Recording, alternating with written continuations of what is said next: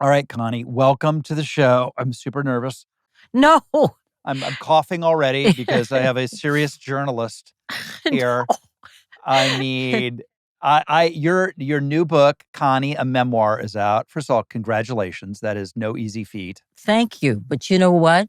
Well, that's what I used to look like. Oh, can I see? Look at Okay. you. You look exactly the same. What are you talking about? You Oh, look exactly the please. Your same. your wife knows about makeup. This is all Yeah, makeup. Um, nonsense. Look at you. Oh, and I look, got there I am. yours. Yay! Here Yeah. it is. Stories I only tell my friends. Yes. Well, Yes. and the thing I loved about it the most was in your new introduction. I didn't finish it yet, but in your new introduction, you talked about your mother Mm, and what a good writer she was. And you yeah. obviously acquired what she had. And I think my belief is that when a guy has a great relationship with his mother or is very fond of his mother, he'll have a great relationship with his wife. Mm. And do you think that I that's I why you're I married for how long have you been married? 35 years, Right on. right? And you and Maury have been together since 1988. What is it? 84? Well, we got married in 84, but we were seeing each other for 7 years with no commitment or anything. So we could both, um, Do our thing. yes. Same. That by the same story with my wife. We were like, friends and whatever, and it was like no commitments. And Yeah. then it's exactly the same story. In fact, I read in your book um, about the differences between that you talk about between you and Maury. And Yes. I literally in bed this morning turned to Sheryl, my wife, and I said, "You got to hear this. This is Connie talking about," and it's you might as well have been describing me when you described Maury. Well, you know how your wife says that you love talking about yourself? Of course I do. Yes. Well, There you go. that's my Maury. And also, Maury apparently does not like to do household chores Uh, unless told. he Hello? Yes, and I really wanna know, where is it written that it's my job, the female person's job? I don't know, Um, but I will speak for Maury when I say this. I've come too far to change a light bulb. oh, duh, me I too, mean, and come on. Cheryl too. Her name is Cheryl, right? Yes, that's right. Yeah, okay, well, Cheryl too. I know. You don't But think she got to where she was going just by but here's the thing. You say about yourself, just like Sheryl, that you're an organized Cheryl, the one of the reasons I fell in love with my wife Cheryl was I had this coffee table. By the way, the fact that I had a coffee table, I was new. I had my first house. I didn't know anything. I didn't know what the difference between a coffee table and I was a bachelor. I wanted a beer bong and, TV to watch Monday Night Football. And, yeah. so all of a sudden I had a coffee table with books on it that I probably didn't even buy. And Cheryl came over. I'll never forget it as long as I live and started organizing them in a visually like Yeah. beautiful Artistic way. kind of way. Yeah. And I was like, whoa. I never had a girl come over and do that. Well, you know what? We really must have something in common because I call them chorgasms that I get. Yes. She gets them 100%. She's like like, the game Tetris? I do. But It's like my they son can, plays it, but I don't know how to play it. well, it's like organizing. It's basically just an organizing game. Like spatially putting things together. Uh-huh. They she loves it. You guys are very, very similar in that way. I felt like, okay, our marriage is going to be good like Connie and Maury's. It's going to continue for another 35 years. You got it. But tell me this, is she a little OCD? A little OCD. Ah, I love it. And it's gotten more, shall we say, pronounced Yes. and as we get older. Yes. Yes. Mine is out of control. I'm 79 and Mm. it's so out of control. I'm really driving Maury crazy. So, okay, this is great to know. So you actually feel that it's progressed. Yes. Yes. I'm getting worse. And What would, if you could name like one incident or one reoccurring theme? Because I can tell you for me what it is yes, Cheryl's inability to exit a room yes. or get out of a car without a checklist of adjusting this, putting that in the thing, and grabbing this, and this has to go in the thing. Like, I'm already out and in the restaurant. Yes. I was just about to use the same word you just used, and that was adjusting. Adjusting. Adjusting something because it's not right. Because it needs to be, like Yes. this Yes. instead of like this, or Yes. or this. And it's just, and my husband says, inches. Inches. Same. I go. Literally, my wife will be ready to leave. We're running late, of course, 'cause she's always late. Always late. And always late. Yeah. And we'll be running out, and there will be like a vase with flowers on it on a table, and she will stop in her tracks, Uh-huh. and I'm not kidding, adjust it an inch. Do you have this where like it's a weekend and you wake up and go, "Oh my God, why is it impossible for people to put things back the way they're supposed to be?" And then the whole living room has been rearranged because there's some vacuuming done or something. Oh my gosh. I think I need to be married to Sheryl, and you need to be married to Maury. But we'd be too simpatico. Yeah. I think the opposites. See, I know my week, like I could leave a coffee cup in my bathroom, Yes. like next to the toothpaste, Uh-huh. because that was the last time I had my sip of coffee. It might be there for a day or two. I mean, I'm not a slob. I'm not gonna leave it there forever. I understand. But like, I might get to it when I get to it. Her day is not beginning until that has been moved. Yes. Uh-huh. And the cold coffee is poured out and put a little spritz in it just soap. It's To so good. soak it a little bit. And then you're ready to rinse it before.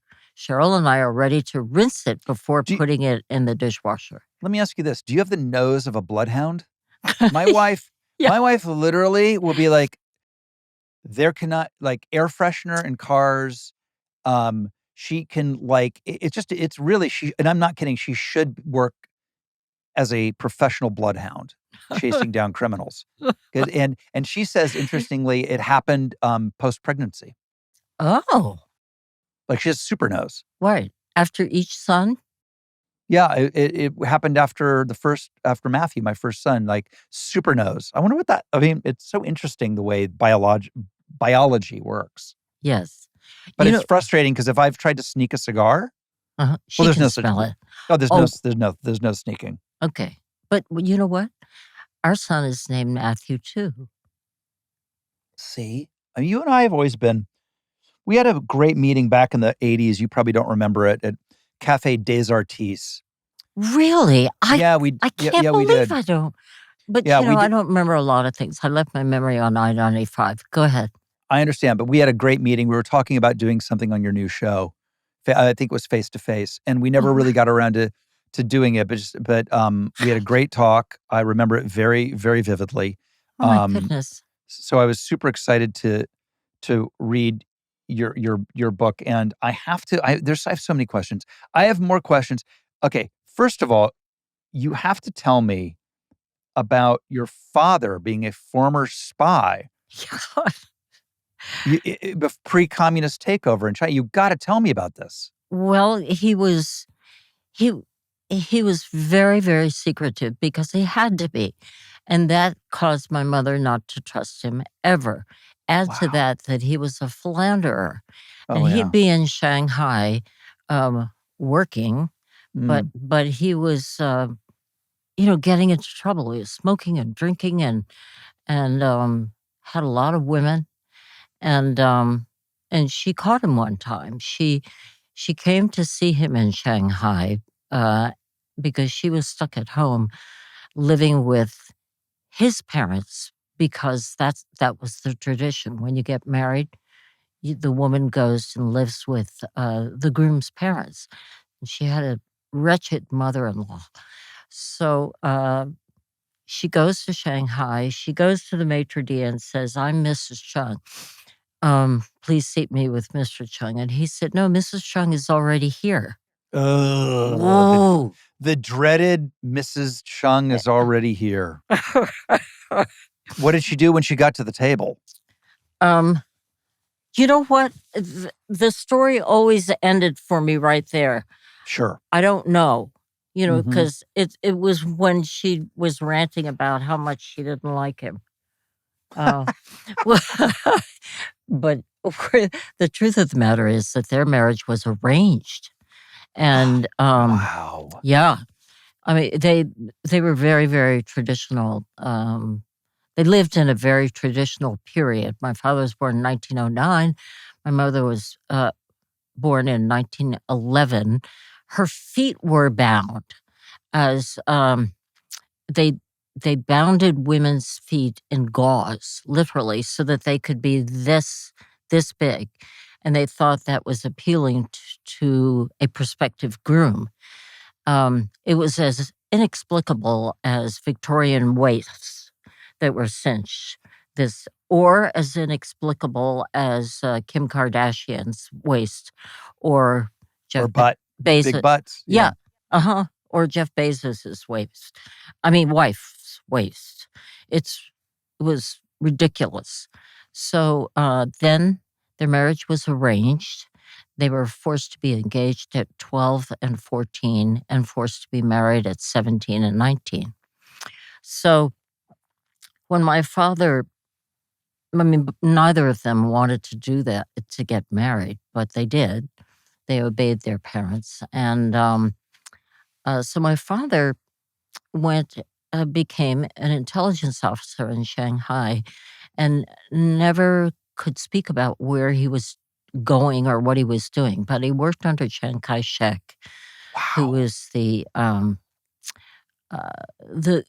leader of the country, who had brought the country together, but didn't last because Mao Zedong took over. They left China in 1945. And then I was the only one born in the United States in 1946. So when you were covering the Nixon administration, he was opening up China. Yes. You must have had all kinds of thoughts and feelings that have been super engaged in that, right? Absolutely. My parents weren't allowed to write to their relatives during all those years after the communists took over in 1949. So they didn't know who was alive and who was dead. Wow. So when Nixon and Kissinger opened the doors to China, they were suddenly able to write. And the reason why they couldn't write was because they wanted to get their citizenship in the United States, because they came here because my father was working for the Chiang Kai-shek government. When they came in 46, the communists didn't take over until 49. So my father and mother found out who was alive and who was dead. It was quite an emotional experience for them. That it's so when try to walk people through who didn't live through it, and certainly people who didn't have family there, what opening up China was at that time. It truly was a mysterious world that Americans had no idea about, Yes. right? That's not an overstatement, is it? No, not at all. It was, it suffered, the people of China suffered through the Cultural Revolution, in which Mao forced them, all the intellectuals. Actually, it kind of sounds not unlike, forgive me, I shouldn't get into Politics free zone? No. yeah. History, yes. Politics, no. But no, you can say whatever you No, want. You can't can go say there. whatever you want. Just can't go there.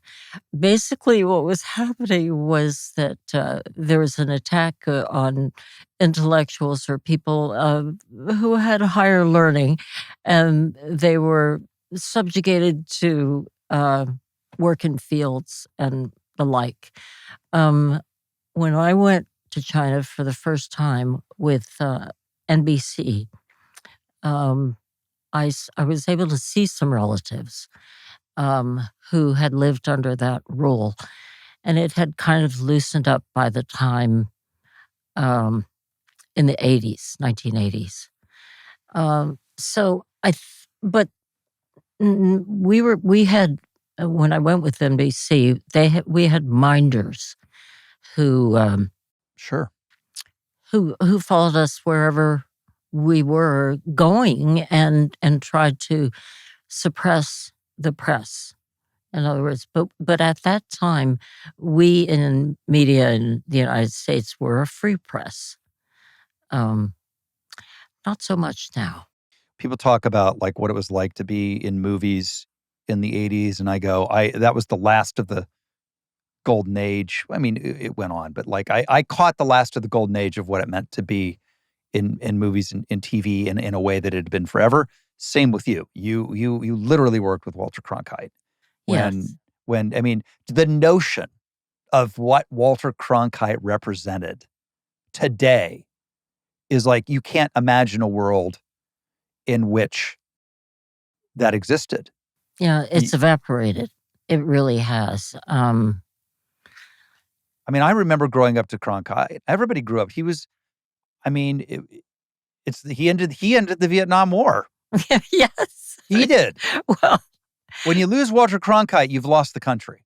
You're so right. You're so Right? right. Yes. And here's what's interesting about that. I think there's more to be said about that. Is that newscasters, I guess that would be the phrase for what they were. Yes. They truly were apolitical. Mm-hmm. They had no agenda. You didn't watch them and go, oh, I know how they would be voting. And so when Cronkite had an opinion, it was so earth-shattering to the country. Yes. Like you were like, oh, he's soured on the Vietnam War. Mm-hmm. Then you go, oh, then that's significant. Whereas today, and you know, you lived through the Dan Rather area, Dan kept it on the down low a little bit, but you kind of knew where his bread was buttered. Mm-hmm. And it's only gotten more and more explicit since then to now where there's no one person. I can't think of anybody where you don't know exactly how they would vote, what they would feel about anything as they're supposedly reading you unbiased news. Unbiased news. Yes. Facts. But then we also know that the minute they put the news under the entertainment divisions, mm-hmm. it was a ratings thing, and people want to hear opinions that match theirs. So I kind of understand it. I mean, do you think that's a good assessment? Perfect. You did that so well. And I think that people don't necessarily know you to be the person that you are. If they read your book, I think they'll learn a lot about you. And that's but my husband already knew about you. He's a voracious reader. He's not just determining the paternity of every child in America. He's like, he reads all day, all Amazing. night. I mean, he's just a reader. And he's a very good writer. I think being a reader helps you become a good writer. 100%. 1 billion trillion %. It's formed everything for me. And I read, you know, as a kid, I couldn't wait for Time magazine to come out. Yes, I know. I agree. And you would just devour it. And that's the only reason I know, like, I saw that you covered John Dean. John Dean was like a hero to me. Like, I was like, me too. I was like, and I finally got to meet him many, many, many, many years later. You did. I did. I got to meet John Dean, and also people loved in my house. I grew up in a very, very democratic. I sold Kool-Aid for McGovern. Oh, I oh, sold no. Kool-Aid, and I met him on the Dayton courthouse steps. This tells you how little I was. I was so little that I could walk under the police sawhorses. Oh, my God. So I must have been really small. Yeah. And I walked up to him and I pulled on his raincoat and I said, "Mr. McGovern, I hope you win." And he looked at me and he said, "Me too." That's wonderful. He was my beat. It was one of the first big beats that I had was to go on the campaign trail. And that's where I think I really learned my chops because we had to be on our toes every second. And we really did cover the candidate. Unlike now, it's a different paradigm. Um, you know, candidates basically campaign a completely different way.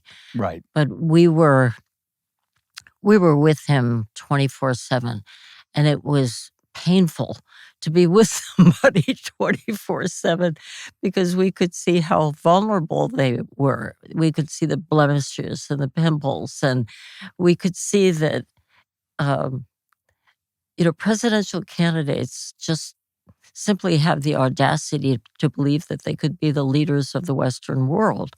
And they're just ordinary people. They just have overbloated egos and mindsets to believe that they can rule the world. The one thing I learned that was helpful in being a reporter was that I was always early to bed. In fact, did you ever read The Boys on the Bus? Do you remember? Yes. You did.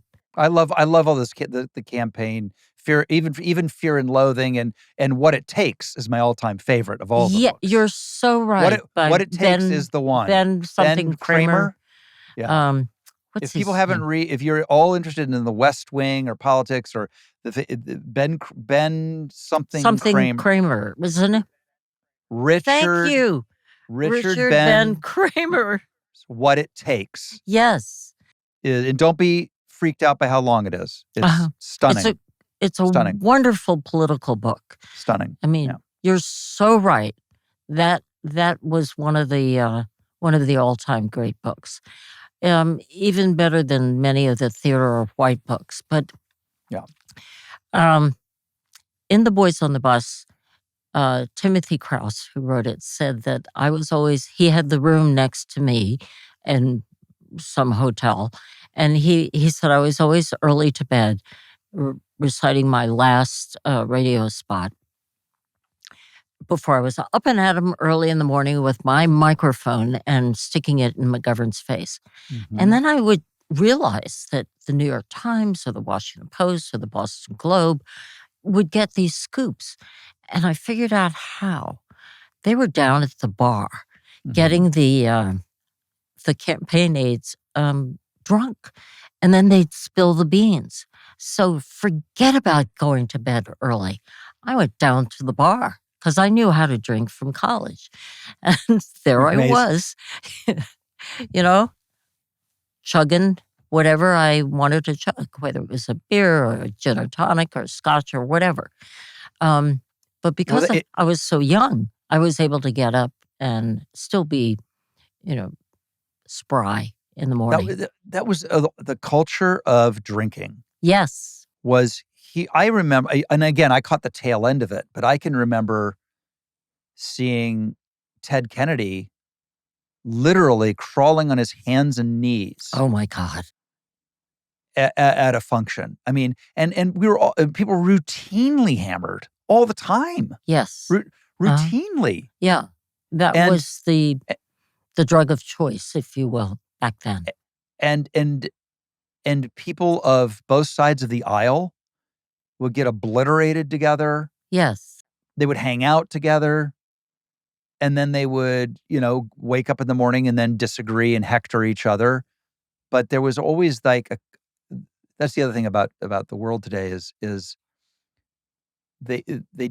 people didn't openly root for the other side to fail in a way that happens today. They go after each other. Yes. But they would literally have a drink. Yes, they would have. There was camaraderie in the old days among people on the hill. They would drink together, they would eat together, and they would they would socialize together. So they got to know each other as people. So even if they disagreed politically, they were more human. Today, um, they're all rushing back to their districts and trying to get elected, or they're fundraising. There are a lot of great pictures in your book, but I mean, my favorite is the picture of you in the Nixon Oval Office. Oh, yeah. It's you in a sea of white 65-year-old men. And by the way, your fit, as the kids would say, is sick. And I realize because you wanted to be taller, you've got the high heels and Yes. you're in like this 70s. It's so, and they're all looking at you. And there's one guy in particular. I mean, everybody's doing a good job of acting chill, but there's one guy next time you look at it who's looking at you literally like you're like a butterball turkey on Thanksgiving. It's just, You know like, what? it's so funny. Rob, I would get that look, and I called it in my book, if you'll forgive me. I could see the sperm swimming in his eyes. And it was like going, and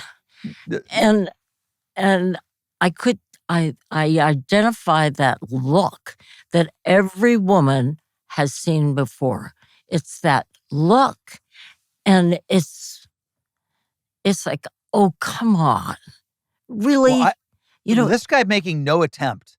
It's one guy is making he's literally looking you with his like a cartoon tongue unraveled. Yes. And everybody else is kind of chill. What was Nixon like?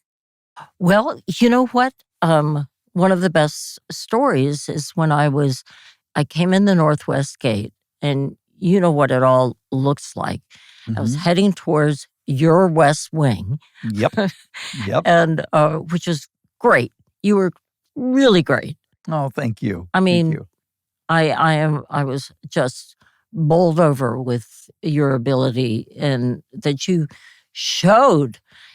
Prior to that, probably you weren't showing it all. You held it back until you got on West Wing, and pow. Thank you. Thank you.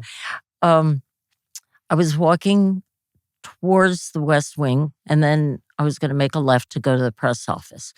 And suddenly I saw Nixon standing there. And it was in the middle, right in the throes of Watergate. I was covering the Senate Watergate hearings. And he was in the bunker. He wouldn't come out, wouldn't answer any questions, was trying to hide. And there he was. And I thought, oh my God, I've got a scoop. So I didn't rush him because I was afraid the Secret Service would circle around me and get out their guns. So I kind of calmly walked up, and they let me approach him. And I began to pepper him with questions because I had them all in my head. I didn't take out my pad and pencil because I was afraid that it would scare him away. In the middle of my asking him questions, he said to me, "How much money do you make?" And I said, "Excuse me? How much money do you make?" And I said, $27,000 a year. And if I do a piece for the Cronkite News, I get an extra $35. If I do a radio spots, I get an extra $25. And as you know, radio is insatiable. So I churn up my radio spots, all news radio, and I can make $29,000 a year. I was mighty proud. And he said, "Just remember one thing. You have to make more money." Really? Oh my God, that's amazing. By the way, your Nixon impersonation is the best. Thank you. Thank you. Isn't Isn't that incredible? So when I went, all the news, the other reporters, including, do you remember Helen Thomas? Yeah, The remember dean Helen of, Thomas? Of yeah, course. Yes. UPI. Yeah. She started every news conference and She got ended the every first news question. conference, right? I also love I mean, listen, say what you will about Trump. I love you. Wait a minute. Why does one person always get to ask the first Yeah, question? right. We're not doing that Yeah. anymore. And by the way, It's and Helen okay. Thomas was always such a battle axe. Yeah. So she said, "What do you say? What do you say? What do you say?" And I said, "Ellen, I don't know," because he had thrown me off my tracks. So I was flummoxed. He got me good. I didn't have anything to report that night. Can you Oh imagine? no. Unbelievable. Oh, the worst. The Nixon White, but you were there for all of that. And then, I have to ask you about the Brando interview. Oh my God. I mean, there was that 'cause there are two Brando interviews that I remember for for sure it was you, where he started talking about Jeffrey Barbacoa of MG, who is now my neighbor and listens to this podcast. Oh my gosh. But I had never heard that was very good, by the way. Thank you. When Brando says a word, Yes. he can make gardenias. He can make anything sound amazing. So I've remembered the name Jeffrey Barbacoa for years, only because he said it on your interview, because he was so angry that he ran the studio and who the hell knows what it was. And so I just saw him yesterday on the golf course, and I always want to say, "Hello, Mr. Barbacoa." What was going on with that? He was obsessed with you, basically. He was just trying to, I mean, let's just face it. He knew what he wanted from you, and it wasn't an interview. Exactly. He had an Asian fetish. Yes. And it was really, I was grossed out by it. But wait, if it had been early Brando, would have made a difference. Easy peasy. Okay, great. I mean, that's a no-brainer. Got it. But it became the gargantuan Brando. Not that there's anything wrong with that, right?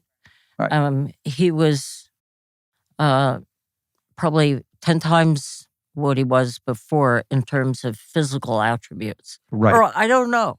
How would I know? Yeah. So he called me in the newsroom one day and said, "This is Marlon Brando." And I'm like, "Yeah, right." Yeah, right. Sure. But then, before I hung up, he sounded like Marlon Brando, and he started talking about Native Americans. At the time, he called them Indians, and I thought, I think this is Marlon Brando. So I actually decided, okay, I'll have a late night drink with him. And do you remember Le Dome? Of course. And I remember enough about Le Dome to not remember much about Le Dome. There you go. And it had those banquettes. Yep. And so he filled an entire banquette. And so I met him there after the news, probably about 11:30 p.m. after I did the 11 o'clock news, or probably midnight. And he did most of the talking, rambling on and on and on. And I went ahead. He kept bugging me, where do you live? And I gave him my home phone number, but I wasn't telling him where I lived because I was afraid he was going to stalk me. So he would call and he'd ramble and ramble forever. And you remember when we used to have little cassette answer machines? Yes. He used up the whole freaking cassette. No way. Yes, he did. Oh, can you please tell me you have? I would love to listen to that. That Me would be too. amazing. I have looked for it, and I know it's somewhere, but he talks about taking me down the Nile. And I'm thinking, I have to save this thing because it is incredible. By the way, that's basically just his speech from Apocalypse Now. Did you float down the river, Colonel Kurtz? He thought you were Colonel Kurtz. Yeah. No, I'm Connie Chung, not Colonel Kurtz. I don't care about the river. Oh, God. So I finally said, I'm just going to try and get an interview with him. And I kept trying and trying and trying. And finally, he decided that he would do it because he had complaints about a movie. Yes, and Jeffrey Barbaco. Yes, right. Yes. Okay, so I'm remembering this correctly. He had complaints about this movie. Yes. Yeah. So, so I went to his house and with two crews, and we sat down on the patio. He had this big spread, and he insisted that we eat. And so, of course, he had an Asian helper, which just gave me the gigantic creeps. Mhm. And we sat there and ate. Then we went onto the patio and found a nice large two-seater for him to sit in. And there was a little table in between, and I began asking him questions, and he would not take anything that I asked seriously. He was just playing, Right. toying with me. Right. It was a game, Yes. and I was asking him normal, real questions, and he refused to accept the fact that he was a great actor, and Mhm. he refused to appreciate his craft, which just struck me as being so disingenuous for his talent and ability. It's And super disconcerting. His lack of respect for his own profession. Yeah, he No? was he didn't he was not he was very self-hating in that way, which is Yes, so weird. very weird.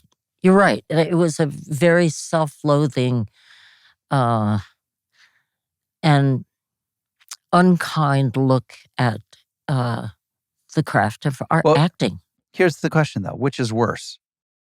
Oh, the That self-aggrandizing, over the top or I can't tell you how actor. many actors well, the thing about my characters, I just lost myself. And my wife I wouldn't even let her look me in the eye for 6 months. I mean, because that's now the fashion, and it just makes me want to throw up in my mouth. Yes, but you know what? Anchormen have always been the same. They were never self-effacing. They took themselves too seriously. But even while wearing shorts underneath the desk? You bet.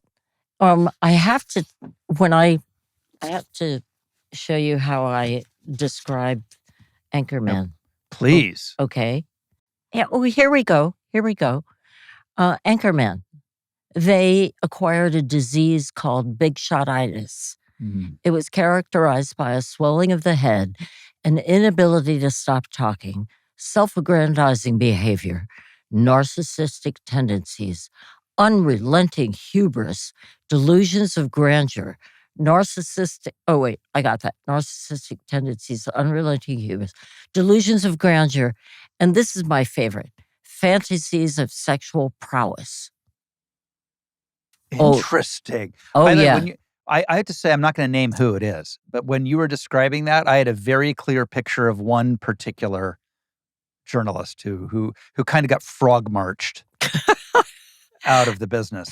How about all three big ones? I mean, all three big anchor men. But on the other side of it, Yeah. you've got the legends like Barbara Walters Yes, and Diane Sawyer, and you were in the middle of that. I was. By the way, I need to say for the record, in a different life, in a parallel universe, I'm married to Diane Sawyer. I'm convinced of it Really? Wow. 100%. Is she like a beauty queen? She's everything to me.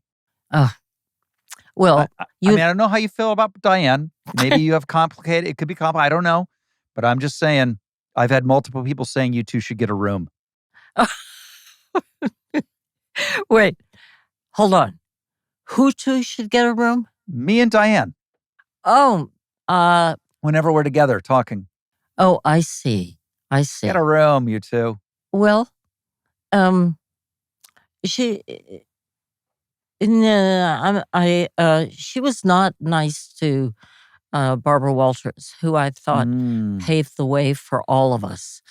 Um, she came to ABC and zeroed right in on what Barbara Walters had created for herself. Um, because Barbara scratched and clawed her way up to the top, and Barbara really did uh, literally pave the way for every woman in television news. And she paid the price with her personal life, with everything that I related to her so well because she was the caregiver and the breadwinner in her own home. She supported her parents and her sister, and I supported my parents. And for the rest, both of us did it for the rest of our lives. Um, I just didn't think Diane showed her any measure of respect that she deserved, and she interesting. only competed with her, and that was unforgivable.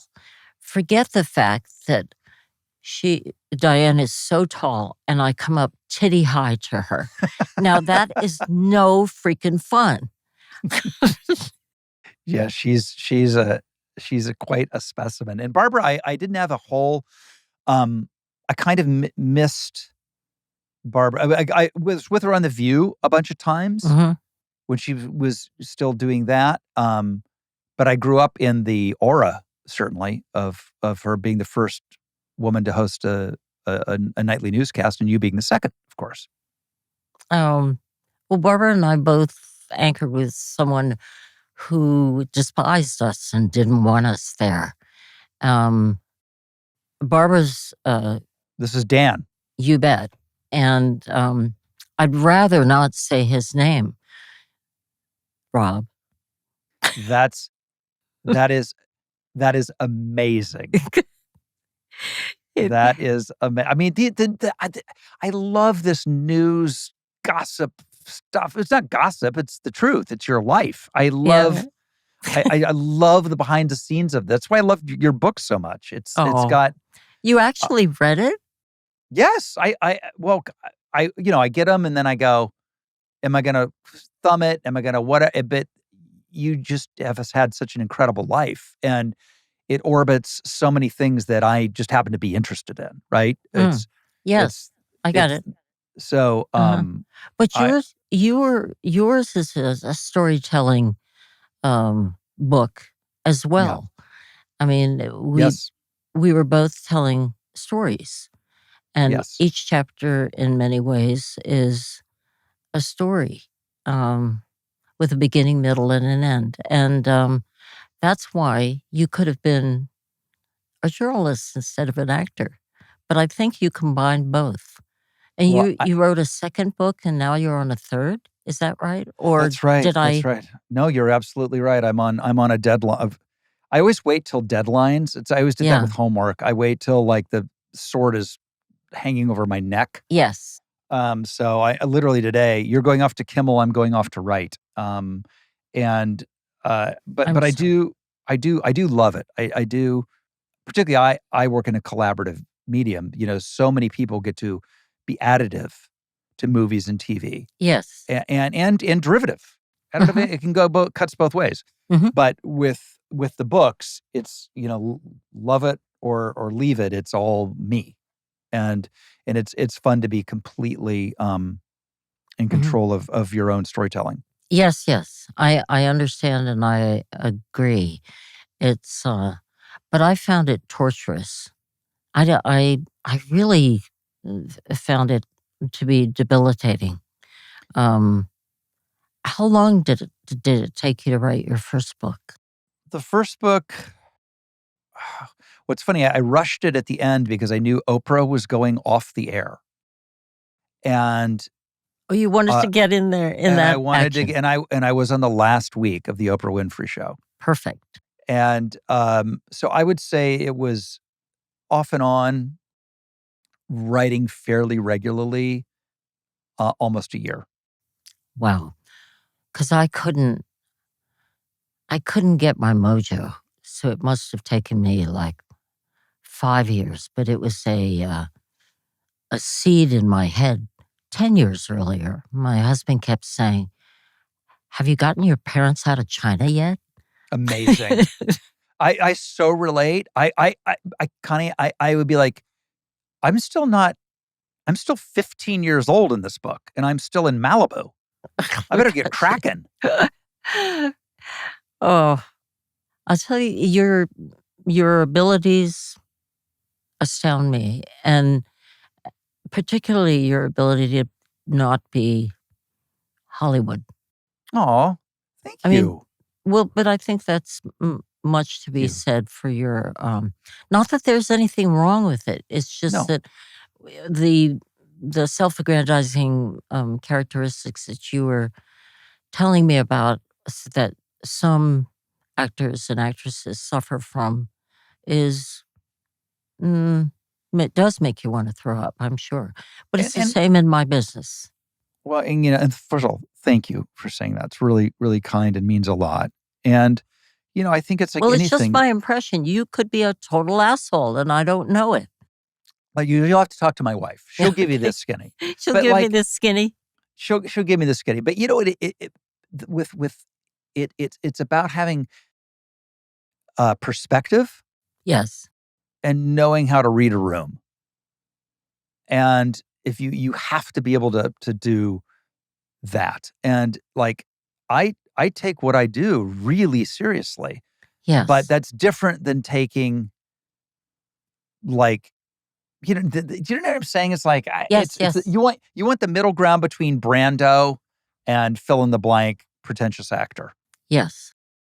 You Somewhere know in the middle ground is where you want to live. And by the way, that's where all my heroes did. Redford, Newman, mhm, those guys weren't crapping all over the business or mhm. being an actor, and they also weren't out there navel gazing about how difficult it is to inhabit a character for 17 weeks or whatever the hell it is.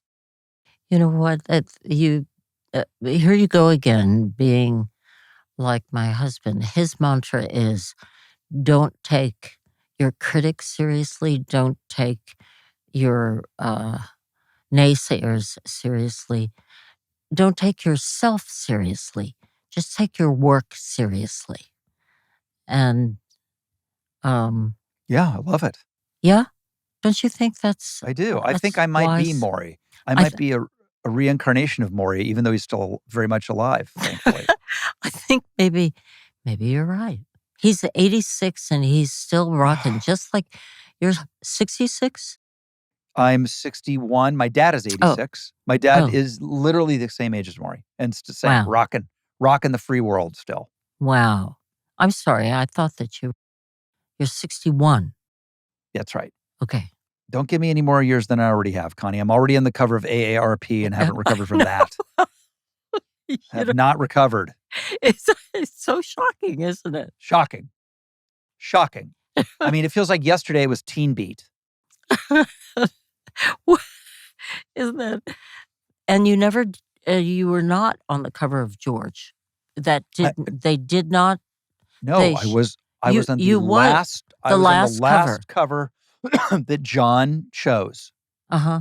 I was But in fact so it was that I didn't quite grasp. yeah. So the shoot really did happen and you really were on the cover.